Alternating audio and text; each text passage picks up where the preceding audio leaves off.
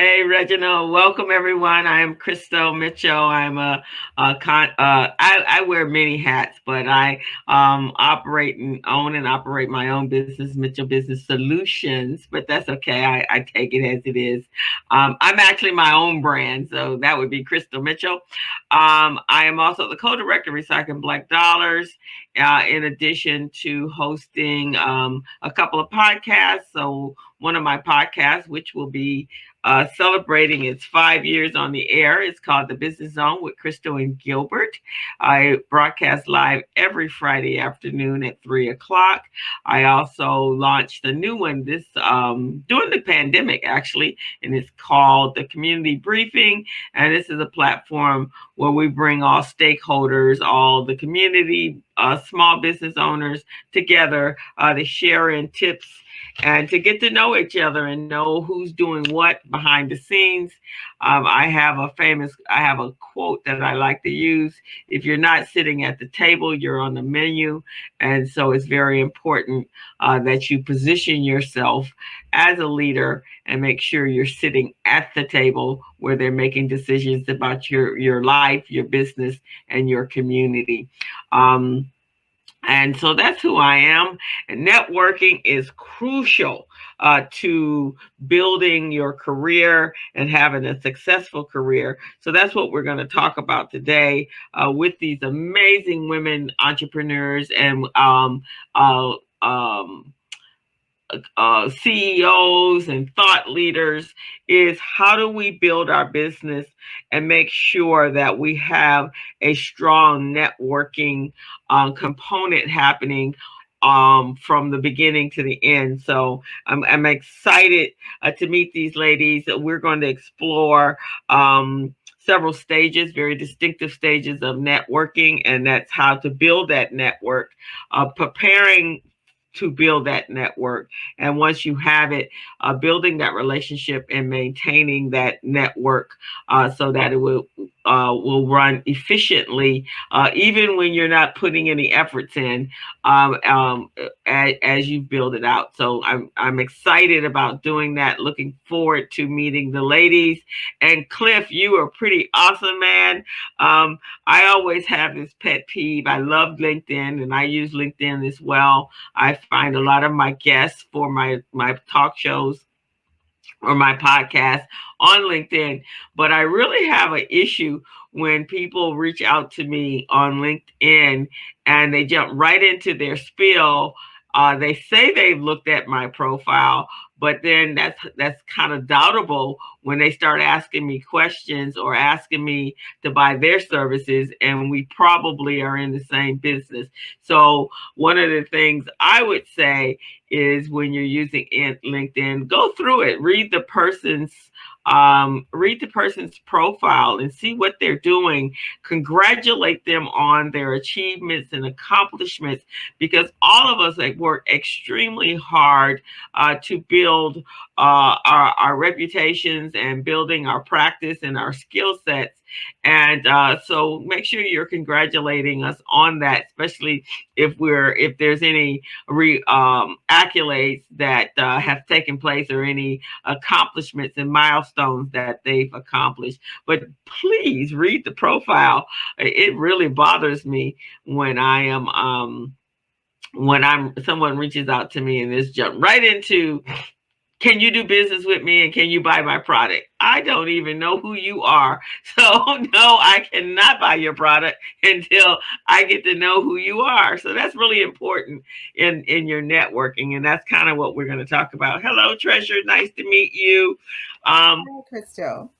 Hello. Making sure we do our research before we start networking with people. We have to know who they are, what they do, how they do it, and then how you can help them as well as them helping you. Networking is a reciprocity, not just you coming to me asking for something. We have to be a mutual win-win situation for all of us. So we're waiting for our other ladies. I believe I know I've seen 3 or 4 of them in the chat as we come in. Here's Miss Cassie. So as they come in, we're going to all introduce ourselves. And if you guys have a 30-second pitch, we'd love to hear that. And then we're just going to chit chat about how you've developed your network and share some of the tips that you guys have. And then we're going to talk about some 3 core areas of networking, if that's okay with you.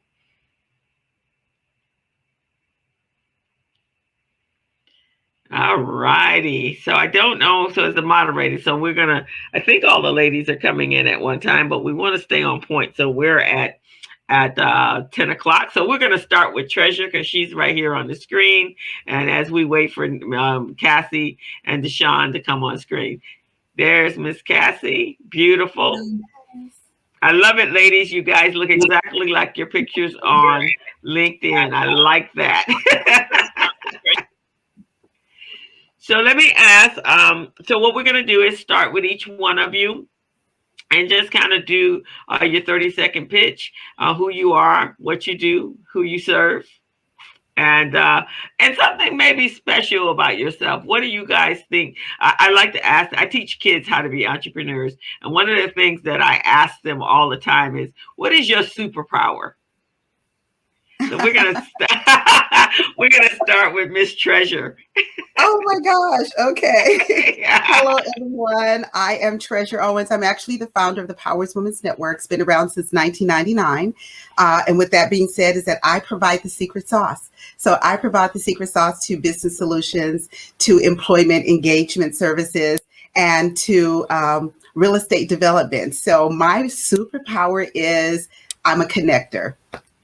Okay, awesome. I like that. And you know, Treasure, I've seen your name it cycle through my network. I think we've been on a couple of, especially in this last year, a Yes. couple of Zoom calls together. I've never met you, but I've always loved your name, and so it's a pleasure to meet you. Thank you. And I'm going to tell you a funny story because years ago, when Recycling Black Dollars first started, I was that person coming straight out of college and I wanted to be engaged in my community. And I remember being down there with, being down on the phones and calling people, asking them to join Recycling Black Dollars. So it is a pleasure being here with you, Christo.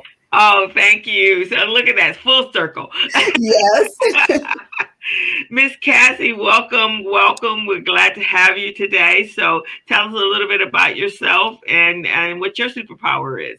Thank you so much for having me, and really glad to be a part of this conversation today. My name is Cassie Hinnon, and I am one of the co-founders of Zap Life, the ultimate live streaming platform, as well as a co-founder of Zap Theory, the social token platform. So we are creating social money, and we're starting with people of color. Our Zap Life is also woman-led and Black and brown owned. So we're really excited to be spearheading that together. One of my superpowers, and I think I have many, is to empower and make people feel special. Awesome. Awesome. Awesome. We have to talk about the live streaming. I use a couple of live streaming platforms for my podcast. So it's a pleasure to meet you, and we're going to have a great time today. So, Ms. Deshonda, is it? Well, hello, everyone. My name is Nakima, and I am showing up on behalf of my mother and business partner, Deshonda. Okay. We are the co-owners and founders of Mary Tijuana, which is a cannabis-infused manufacturing company. Our flagship product are our cannabis-infused teas. We have 4 different flavors at the moment, and we have so much more to offer. And I believe that my superpower, one of them, would be the ability to show up as my authentic self, which empowers others to do the same. So, welcome. Glad to have you. That's awesome. Yes, authenticity is important in business. creates that integrity for me to want to spend my money with that person, right? So welcome, glad to have you. And I am going to apologize before I even say your name, but I'm going to hope that I am going to pronounce it correctly. Is it Abhita? Yeah, it's Abhita. It's Abhita. Abhita Batra. Okay. Nice to meeting you, meet Barbara. you. Nice to meet you. So tell me a little bit about yourself, your business, and what your superpower is. Yeah, thank you. So I am a CEO of Automagnetics. That's why I'm here. The company actually has a unique non-invasive drug delivery technology that uses magnetic forces to deliver the particles which has drugs loaded onto it to the target indication, which could be eye, ear, or skin. We are working in pediatric indication right now, where we are trying to help kids suffering from cancer who lose their hearing in the process to have that opportunity to, basically retain their hearing while they're done dealing with cancer. That's one. And then we are working with kids who are going through middle ear infections, that become a target to tube surgeries, which is a major surgery under anesthesia, for them to have an opportunity to, basically get rid of middle ear infection with our technology, which is the non-invasive treatment, so that they don't have to go through tube surgery. Because in in lesser developed nations or developing nations right now, the people are, you're aware of it, so am I, we all pay out of pocket there, and that could range anywhere between 10 to 20 grand for every parent. And parents never say no when it comes to the child. And tube surgeries have become a norm, which I think should change. And in US, of course, the surgeries cost anywhere between 5 grand to 7 grand, or even 20 grand, where depending on where you are. So we just believe that kids should have it all, because kids are the future of our generation, right? I mean, if our parents have given us something, we owe it to the next generation to give them a better life. So I believe that's my thought process, and I'm trying to change something for the next generation. So that's kind of my superpower here. Awesome. That's an amazing superpower. Children are very, very important for our future. And I know I spend a lot of my time focusing in on their future success. So thank you guys. So ladies, today what we're going to do is kind of talk about networking and building relationships, and how has that impacted your career process, and from the very beginning until to now. We all have, obviously superpowers and skill sets that really have helped us become successful in our business. So one of the things, there's a core belief that and common thought a thought process that you need to build that network before you actually need it. And so I know I did that. I learned how to do networking when I first started my business about 30 years ago. I know I look so young, huh? And it was very important. And my networking gurus was Dr. George Fraser. He had written several books, Success Runs in Our Race, and Treasure. If you were part of Recycling Black Dollars in the early days, that was really important. He also wrote a book on Click, on building relationships. And so he was my first go-to. And I kind of structured my whole networking and building my network based upon the beliefs and the philosophies that he utilized in that book. And then I ran across another book later on in my career, and it was called Never Eat Alone by Kevin Ferrazzi, and just amazing tips. And so that kind of just shored it up. So what we're going to talk about today is three points on what is your prep before you go out to network. What do you do as you're building that network? Do you set your goals as to what you're looking for prior to going out to network? And what type of networker do you consider yourself to be? So we're going to kind of work there. Anybody can jump in who's ready to go. So let's talk first on what is your pre-prep work that you do or research that you do prior to going out to network?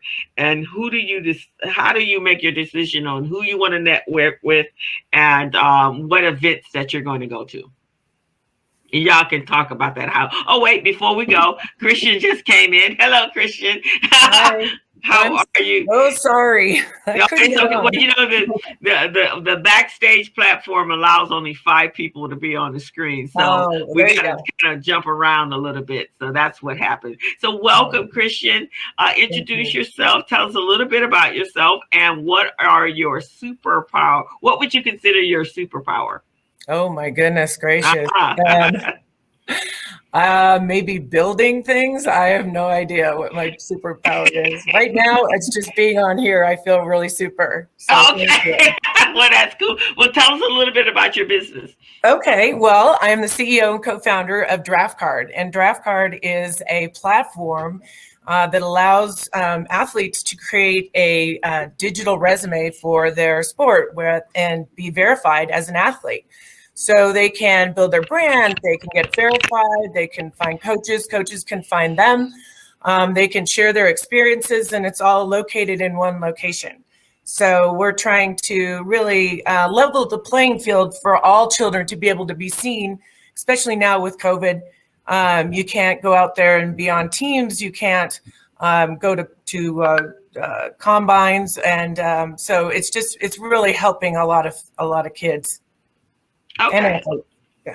Awesome. Okay. So we're going to kind of get started with our conversation today. So, Christian, as you were coming in, we were going to talk about what do you do in order to build your network? I think I don't know if you heard me, but there's a common theory that you have to build that network before you need it. And so you're in the sports industry, so to speak. So networking is vitally important to your business. And we all know how critical it is to our business. So what are you guys, anybody can jump in. What are some of the things that you do to prep before you go to a network?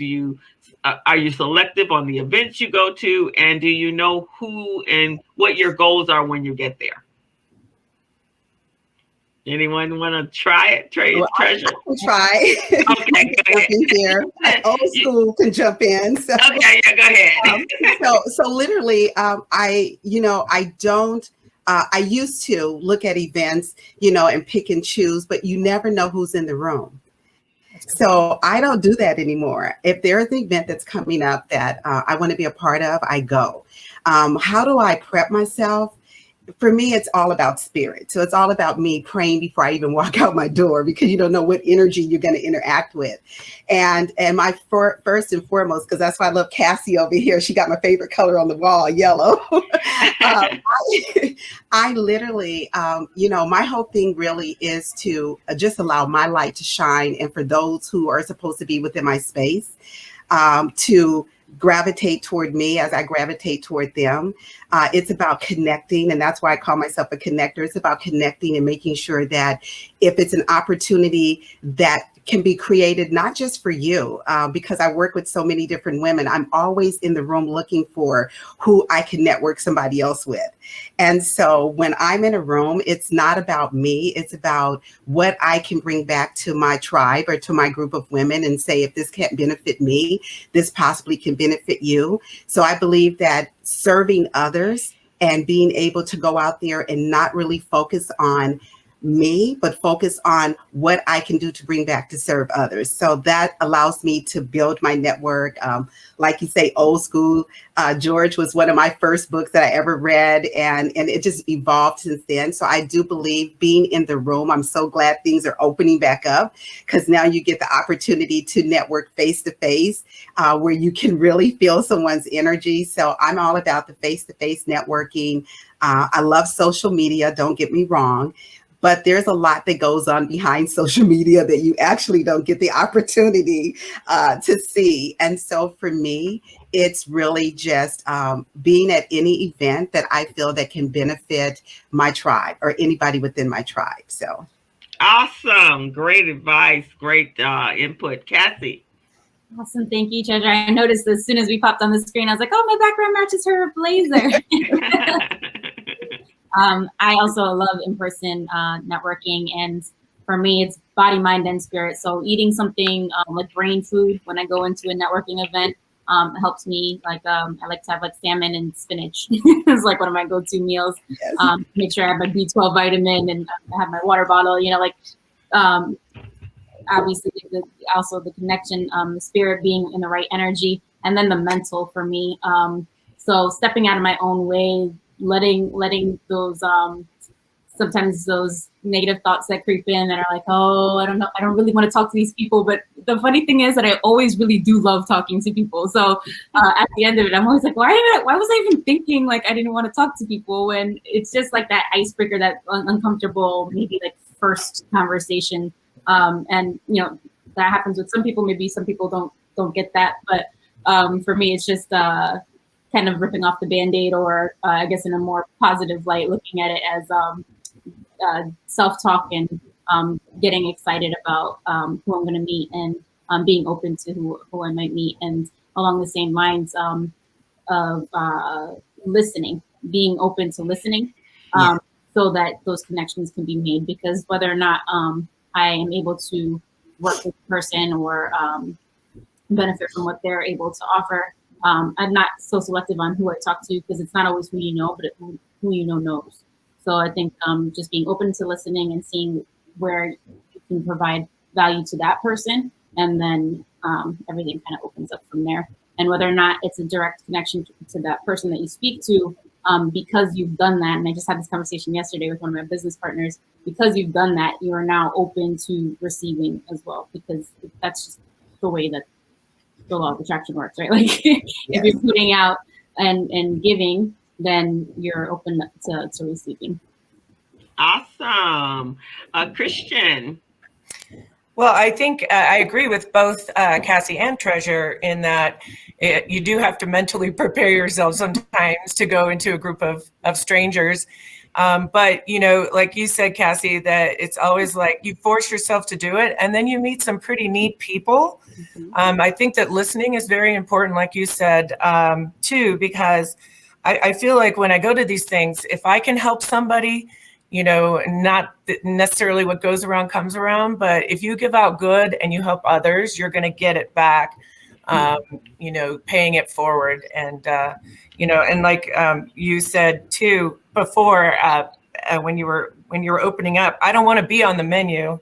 I want to be at the table and eat. So. Awesome. Deshawn, well, you're not Deshonda. Yes. It's me, Nakima. Nakima.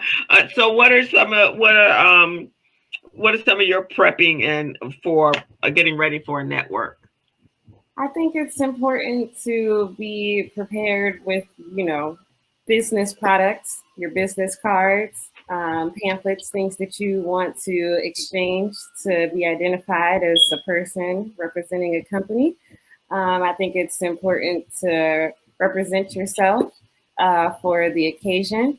And I think that just going into an event and like I mentioned before, being your authentic self, I think that allows for, again, others to feel comfortable enough to want to engage with you. I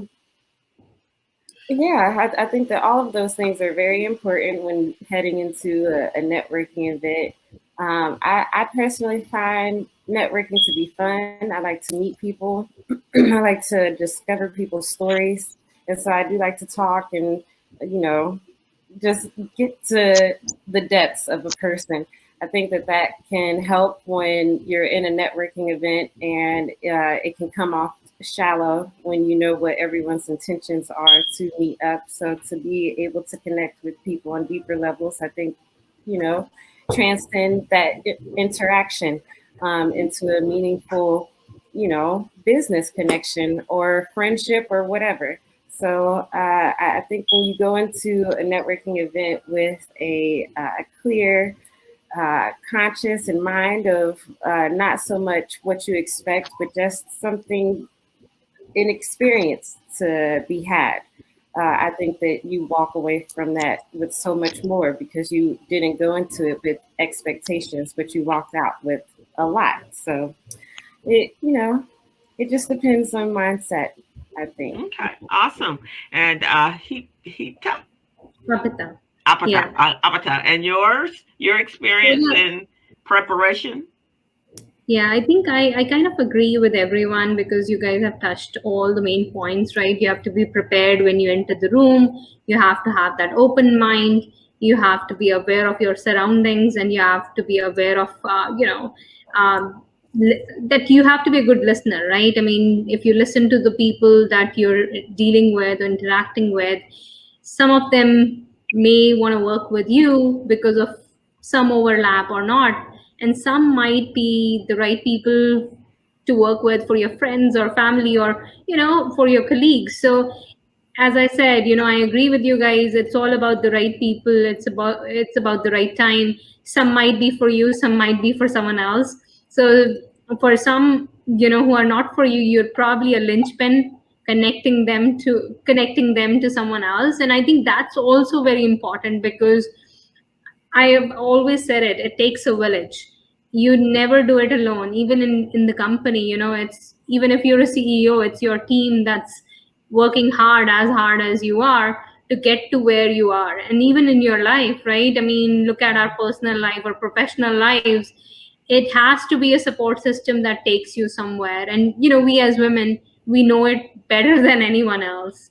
We are used to collecting the right people around us, and we are used to having that strong mindset around us that helps us take us where we want to be.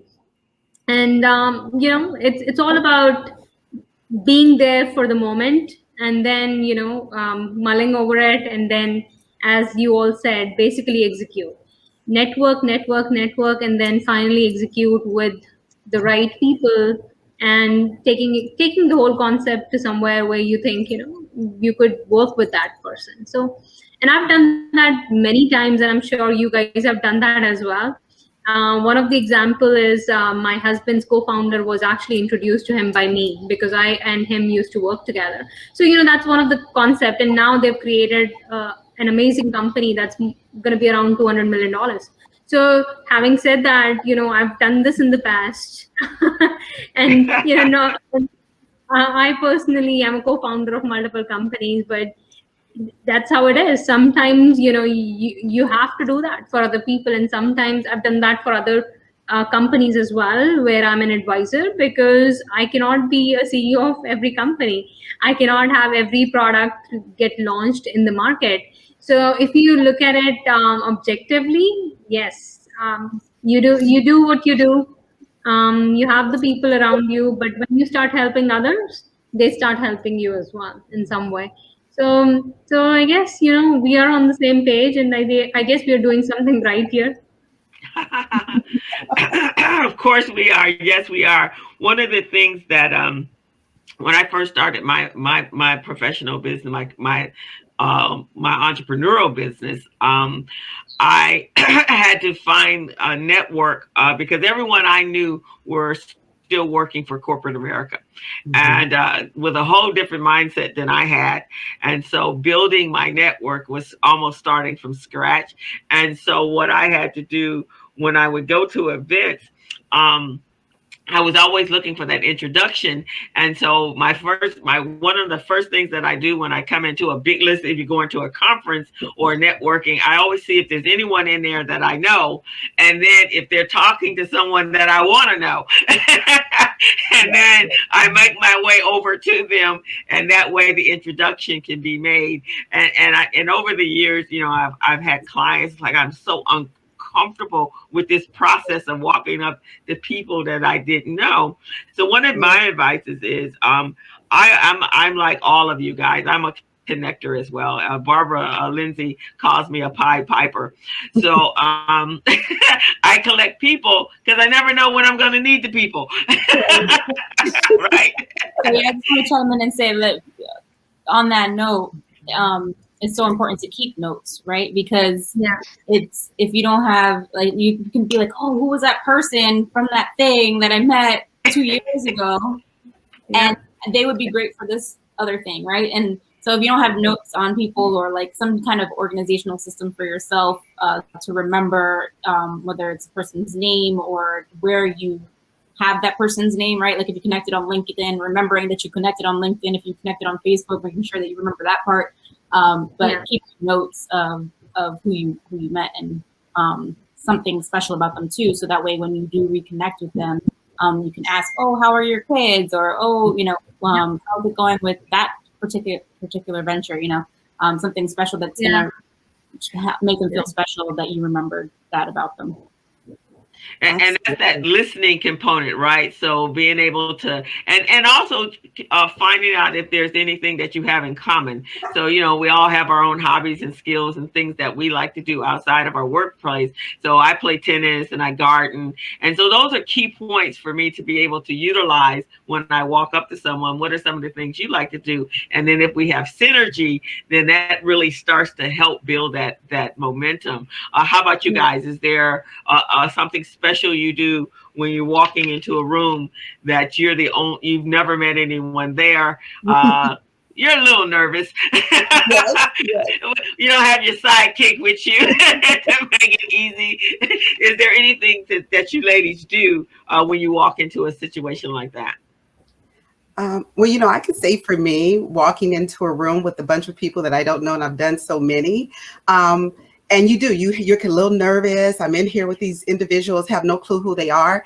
So what I've done over the years, I've just walked up to people. Hi, so good to see you again. Oh my God. As if they already knew me, right? And they don't want to say they don't know you. That's funny. So I make that introduction as if we've already met somewhere before, not alluding to we met before, but it's just the way that I approach them. They start having conversations with me, and like you say, just listening.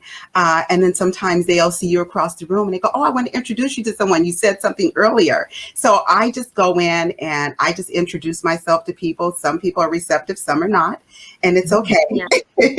It's okay, but I've done that. You can't tell. I used to be the most introverted person. I would walk into a room and then I would sit all the way in the back. And so now I've learned the art of networking, and the art of networking is just really making sure that you are not closed like this, but you're open to be able to receive others.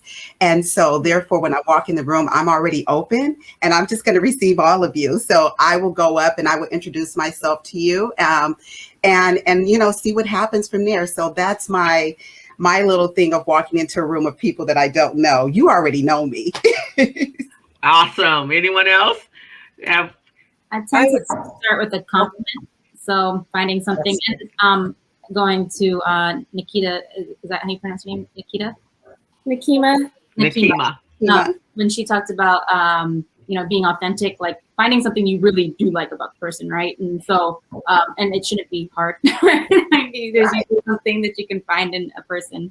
And if they were a speaker, again, capturing something that they said that really spoke to you, and using that as your first point. Or if it's somebody just who wasn't a speaker, then finding something that you like about what they're, maybe something that they're wearing, maybe it's their smile, maybe whatever it is, finding something to compliment, and then kind of taking it from there. Okay, awesome. Christian, that's what I was going to say too. And then it's also, knowing your audience, finding out who, what you have in common or what the goal is of the meeting, and how you can kind of move your way in there. But I like what Cassie said. It's compliments or, help. And it also makes you feel good because you're complimenting somebody else, and then you learn, to meet them. Mm-hmm. And anyone else have anything that they use? Any skills? I think all of that is definitely great for coming into the door and networking.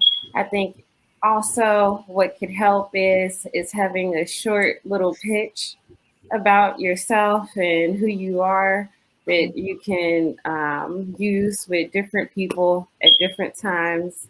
And it's just quick and it everything about you, who you are, and why you're in this person's space out in that brief little moment so they understand what this interaction is about. So I think that that's important too. And it makes you feel comfortable to know that I don't have to sit here and think of something new to say every time.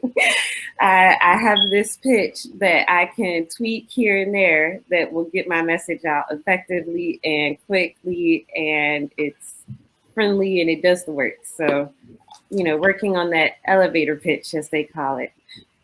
And that's very important, that 30-second pitch. So with recycling like dollars, one of the when we actually have live meetings, that's one of the things we give a person an opportunity to get up and do their 30-second pitch. And it's a little cringeworthy sometimes because the 30 seconds goes into hours and hours because they haven't practiced and they haven't really already practice what they're going to say before they get there. So doing that research, which is really just enough, as George says, an appetizer, just enough to wet the whistle for you to say, so tell me more about that. Right. So that's very important. One of the things that when I launched my radio show 5 years ago, I had not even recognized how many people that I had collected, as Barbara says, over the years. Until when I was sitting there going, okay, who's going to be my guest? And so when I first started, and I thought about it, and I went, wait, I have enough people in my archive that I didn't even have to look for any guests for the first 2 years of the show. I had and I broadcast every week, and it was a 2-hour show. So sometimes I had 3-4 people on at one time. I did not run out of people where I had to go start searching for new people until about the 3rd year. And then I use my other connections to bring in other people in order to do that. And so when I'm out looking, I'm looking for, and I'm going to ask this of you guys. So I'm out looking like a treasure. I have a client base. I'm a business coach as well. So I'm looking for them. I'm looking for family members, and I'm looking for people to be guests on my shows. So that's what I'm looking for when I walk in the door. Is there anything particular you guys are looking for when you go to a large networking event? And it could be people or purpose. Yeah, I think it's both. It's both, because when I walk into a room, I've been to so many events, right? I've attended so many, I've been a part of so many ventures. You typically find someone or the other that you know, or someone or the other that someone knows, right? So it's either you walk to that person, start a conversation with them, but benchmark, or our baseline is always the purpose, the common purpose, right? I'm in healthcare, so if they are in healthcare, then that's the conversation starter for me. If they're not, then I have a lot to learn. And typically anyone and everyone who's in healthcare, that fascinates me. I want to learn more what they're doing, because that's what I love to be a part of. That's what I invest in. And I just feel that that's needed, right? I mean, healthcare is one area. With COVID, we've been taught that you cannot take your health for granted. I lost both my parents at young age in COVID, just a month apart, so that has made me value even more what healthcare is. So it's interesting, definitely. But as you said, purpose is definitely important. And if we know people, great. Otherwise, if you walk into a conference that's a healthcare conference, then definitely that's the conversation starter. What do? I'm doing this. I work in the space, and I'm helping the pediatric population. Of course, we can help the adult as well, but I'm always very excited to learn what they have to offer, what they are doing, something new that improves someone's life. And believe me, there is nothing more that I want to dedicate my life towards. I mean, as much as I love doing what I'm doing, if someone else is doing something great that can improve someone's life, I've been to hospitals enough, I've seen people dying enough that I don't care. I want people to develop new things. I want people to get the healthcare products to the market, so that, you know, what you want is that the next generation, or even, you know, someone else, you know, shouldn't go through the pain that I've seen in my family. You know, it's been hard. But then again, I want to champion for everyone who has something new to offer, and work with them and help them out in some capacity. And yeah, I mean, I think I've that intrinsic motivation that there itself. So yeah, I think purpose really helps me, and it gives me that motivation. So that's all I have to say. Okay, cool. Anyone else? No, I'm giving you a virtual love hug. Oh my God, I'm just hugging you. Me too. That's pretty Oh, awesome. yeah. Christian, you operate in a kind of male dominated world, right? Right. Yes. So how is that networking where you may come in and you may be the only female in that space? And that can be uncomfortable as a female CEO of an organization to be taken on the same level as they are. So how have you dealt with that in your career? Well, most of my career before even doing Draft Card, I was probably one of 600 middle level to upper level managers in a big corporation. And so it's a fine line, because you want to be part of the group, you want to be part of the team, but you also, you know, are professional, and you don't want people to take it the wrong way. So, you know, I've learned over, you know, as you get older, that you, just like all of you have said, is find something that you have in common. A lot of people in business, you know, do have families, they have kids, they love sports. I mean, guys love sports. So just really, you know, again, whether it's a woman or a man, that you know, you just find something in common with them. But I enjoy working. I enjoy working with, because it's a challenge. It's a challenge to get them to really, like you said, take you seriously. You know, you go into a room of 20 guys at a table and you're trying to explain your business of what you're doing, and they're like, you know, you're a dumb blonde, you know, or you're a girl and you don't know anything. Well, let me tell you something. I know a lot. I've been around. So all dumbs aren't blonde. That's what I always say. For sure. Exactly. Any other ladies that, you know, based upon what you've done and as your professional life has grown, have you had any encounters where you really had to, you know, some of the same situations that Christian has? You walked in a room and it's either predominantly male or predominantly cliquish, or something of that nature, that you had to really work hard in order to penetrate that space. Anyone else have anything to share? I'm in technology, cryptocurrency, blockchain, and it usually comes back to the self-doubt little voice, and just preparing with positive self-talk. So in connecting with people in our current business venture, I've caught myself saying those things like, oh, it's like, I'm a woman in this space, and that's a very like male dominated as well, and very white dominated as well.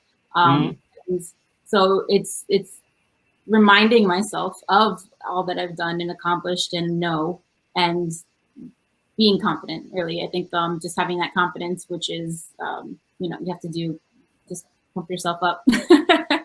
or I'll just speak for myself. I have to pump myself up and remind myself, like, I know what I'm talking about. And if it's something that I don't know, nobody knows everything. In blockchain right now, like it's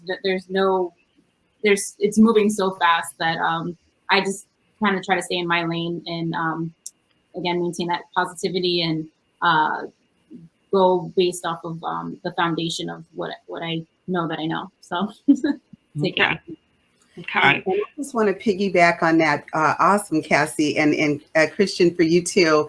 I know what it is to be in a room with all men. So when I put on my development hat, especially my real estate development, I'm normally in a Zoom, and I'm the only female there. I'm the only one talking about economic strategies, and we're putting together development deals. And a lot of times they have a tendency to kind of like overlook you. And then that's when the smile has to come off, right? Because I'm not trying to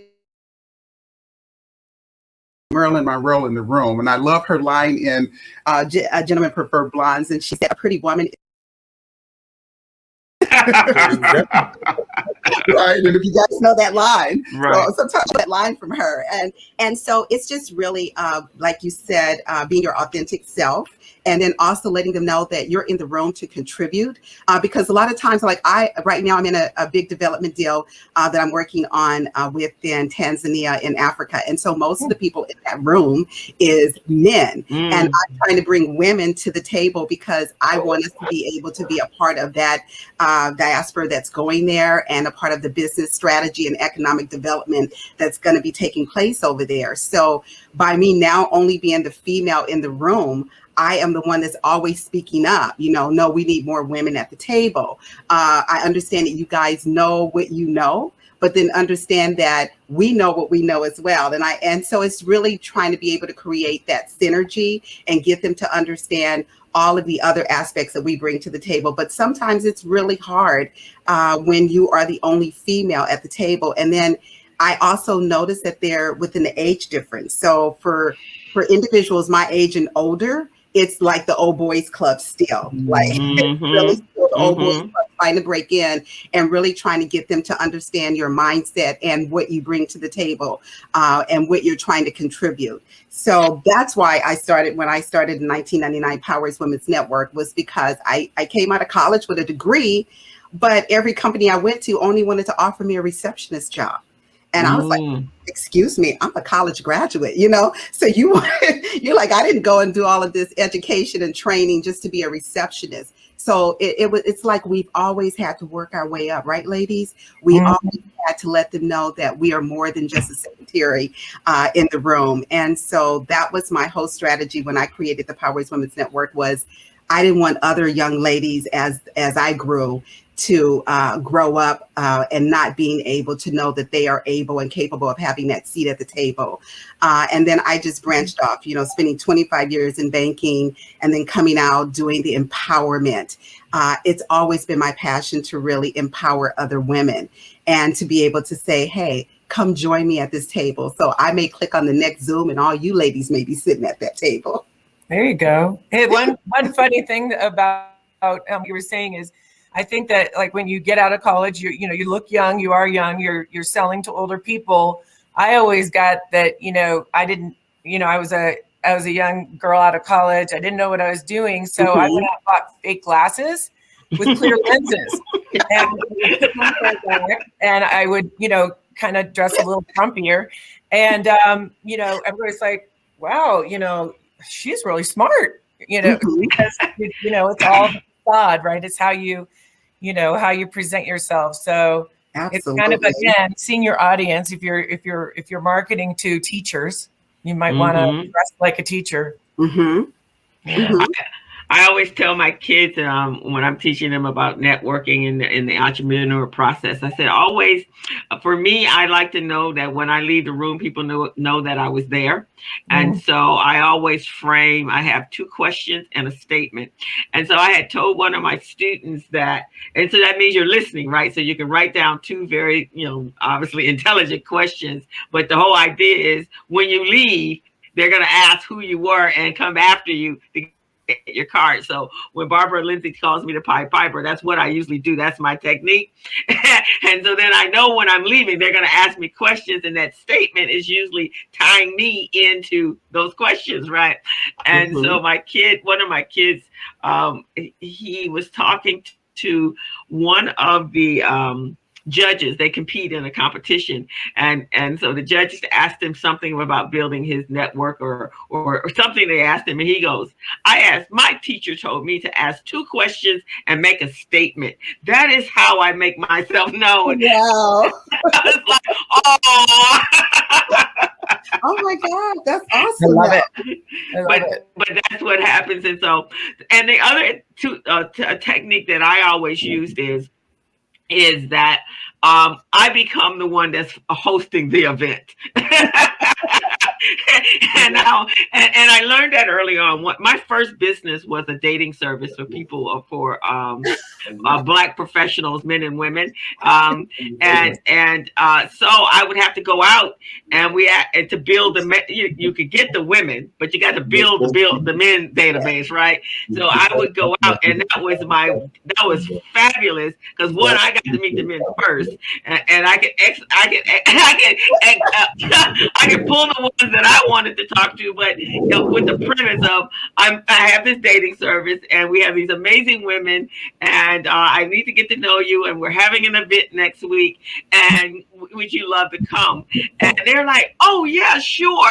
And so that's what I do. I create events so that I can be the person that's hosting it, and then that's also how you build your recognition, and then that's really how I became a connector, is because people know I have a huge network up after all of these years of building the network. So do you guys have any let me ask this question. Is there any one particular networking event that you can think of that really changed the course of your career path? That someone you met at one of those events that really made a change or a big difference in your professional life? Reggie's. I think Reggie Grant's. Okay. Good answer. Great. He's a great networker. I really, truly have met some wonderful people, including you all today. I'm very impressed, and hopefully we can continue to keep in touch and learn from each other. But no, Reggie is really good, and the people, that I met through there are just wonderful people, and have helped in a lot of ways. Just me personally, just grow as a person. So it's been great. That's awesome. For me, it's Barbara Lindsay, because that's actually how I met George Frazier. Was through the networking for the Business Expo, and that was a long time ago. And Muhammad was involved in the Expo as well, and so that kind of set the course on how I developed a lot of my skill sets based upon that. Anyone else? Anyone that you met that really set your course? Oh my gosh. For me, I'm gonna say it was my cousin who actually named me, God rest her soul. Okay. She was in the entertainment industry. So, she used to perform at the Comedy Act Theater, all around. She was in the same genre with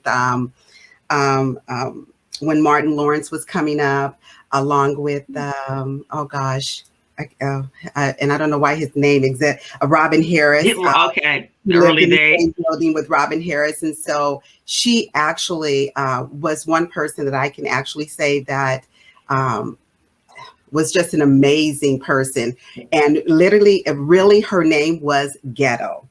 Yes, she used to drive a pink Volkswagen all throughout Los Angeles. She was an entertainer, but her name was Ghetto. And Ghetto stood for guys and girls have enough talent to overcome. And that's what she would drive through South LA saying all the time, and singing her little jingles and going up doing her little comedy. And I just saw how, right now we look at Nicki Minaj and we look at Cardi B and the way they dress. Well, she was dressing like that in the 80s, ladies. Oh, whoa. The little tutu. And she did not have no shame in her game. She didn't care how you look like. She knew wherever she went, she stood out. She knew that she was going to be a conversation piece. And she knew that people were going to come up and either gravitate or ask her what she did. And, first, she was 10 years older than me. So mind you, it took some time for me to get used to it, going out with her and being in the room with her. And I would go, oh my God, she has that on. You got noticed. Oh my God, yeah. And I would be like this the whole time at comedy. I just wouldn't say anything. I would sit in the back of the room. At first, but that was that was my insecurity. That wasn't hers. But then I just learned so much from her. She took me to my first George Frazier networking event in Beverly Hills. Okay. And for me, that's when everything spiraled. It was like really being able to see someone that wasn't afraid or wasn't insecure or didn't care about what somebody else thought. She said, I don't care what they say. They saying something. Okay. And that was, she said, as long as they're saying something about me, then I made an impact, or I made either a positive or a negative impact, but I made an impact. And so that was her. And just really allowed me to become who I am today. So that was my first, I'm going to say that was my first introduction to coming out of this in the room. Okay. And then being who I am now. So that is awesome. Cassie. I wouldn't say meeting a particular person. It's such a great question. It just makes me think about all the events that I've been to. And I don't necessarily go to networking events, but I'll go to conferences where I go to learn a particular thing. So conferences, I've been to Malta and Seoul. So I would say those are probably the ones that have impacted me the most, where I got to get more of a worldview as well.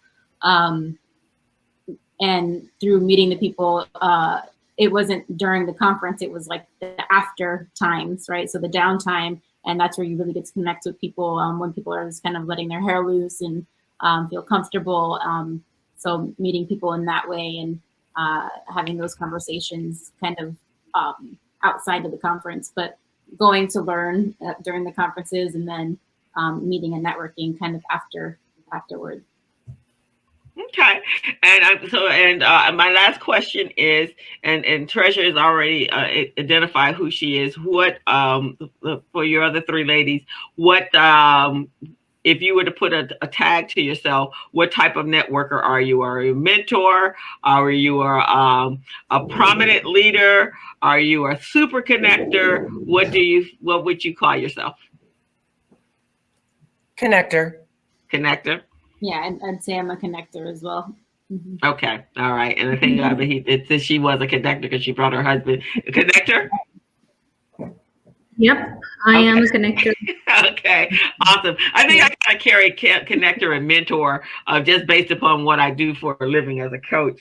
I would love to extend invitation to all four of you ladies, and it was actually five of you, four of you to be on my show, The Business Zone with Crystal and Gilbert. I would love it. We'd love to have super women. And in fact, my co-host Gilbert he prefers doing business with women.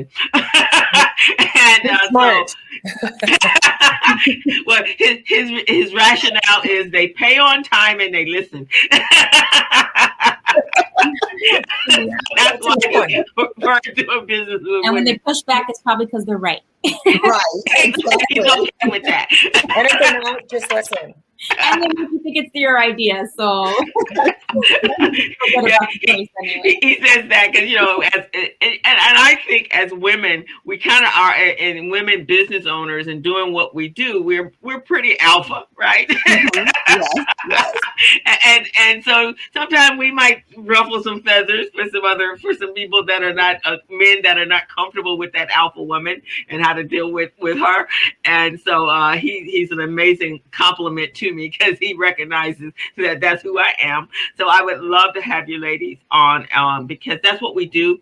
We bring a platform to help inspire, motivate, encourage small business owners to reach their highest levels of success. And if they see you and they see that person doing that, and we all have had our challenges and our obstacles for actually getting where we are today. It wasn't easy. So I always love to work with my startup businesses, because a lot of the women that I encourage to become entrepreneurs, they have that idea and they're so afraid to move forward with it. And then when they hear a woman that has actually made her way in that business, it really takes them to that next level. So I am inviting you all, and I will provide you with, I'll get your contact information from Reginald, and then send you over the invite to whenever. I mean, we're on every Friday, and we'd love to have you. This has been absolutely awesome. I love all of you. You are doing some amazing things out here in your spaces. And so thank you so much for participating. the Black Business Expo is all about that, really inspiring, motivating, and taking our businesses to the next level. And in the Black community, that's very important because we're really trying to close that wealth gap, and we can do that just keeping being diligent and resilient and moving forward. And as women business owners, it's another special place for us because we're not taken serious, that we know what we're doing and why we're doing it, and we have to fight sometimes so much harder for equality in our own spaces. Great. And so thank you, ladies, so much. It's been awesome, and I'm looking forward to getting to know you guys more and building that relationship and including you guys in my network. It's so important to have such inspiring people in my network. So thank you so much. It's been an honor. Thank you, Crystal. Nice meeting all of you beautiful queens down here. Yeah. And I look forward to seeing you guys all again. Yeah. Have a great weekend. Have a great weekend. Enjoy the beautiful weather out there, and be safe. Thank you. You too.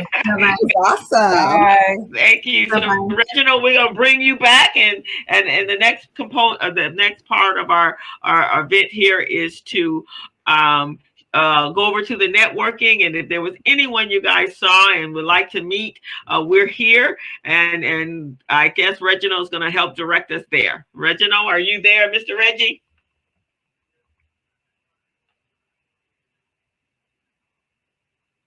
Where are you, Reginald?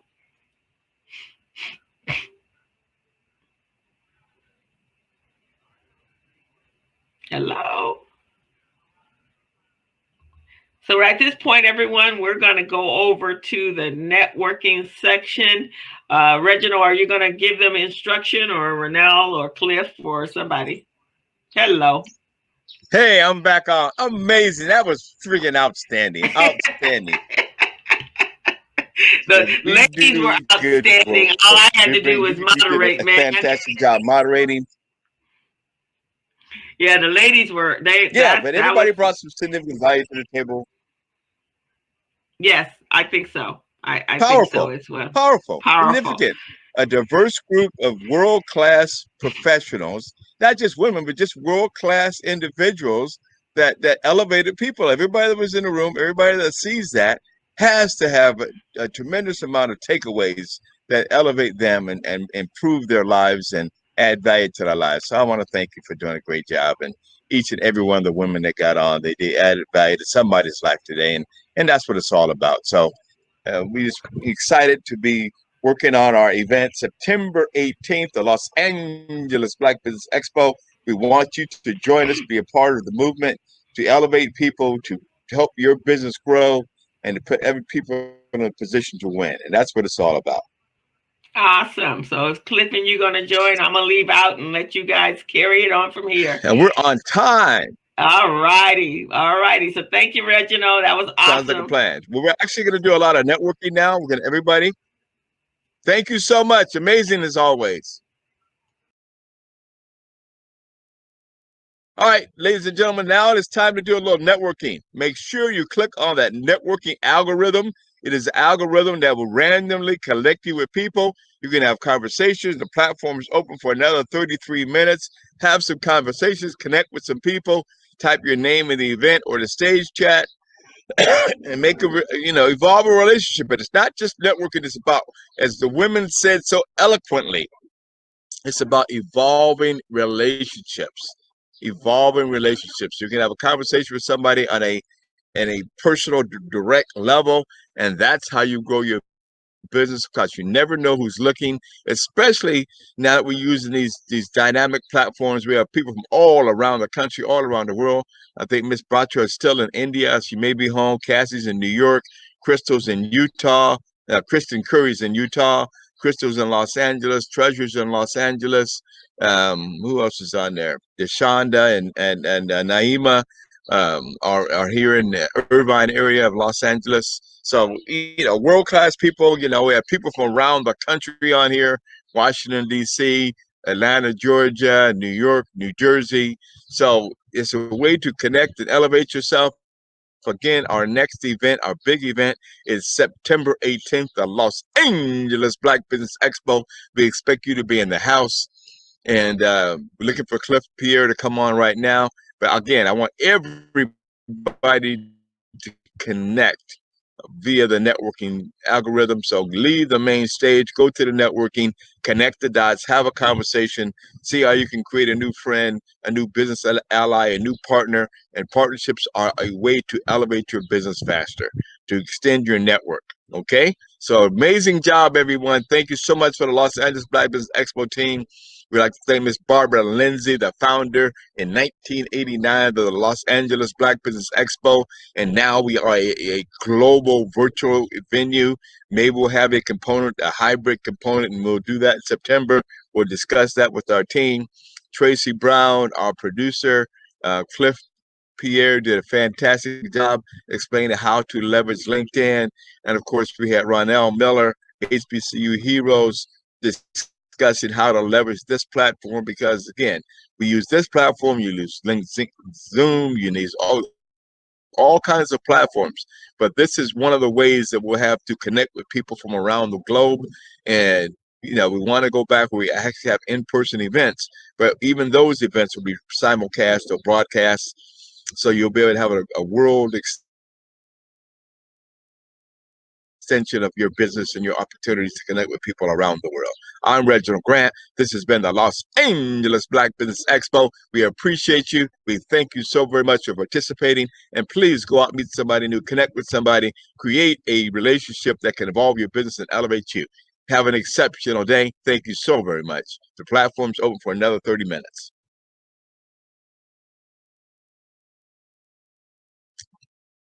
And don't forget, if you haven't got your Expo booth,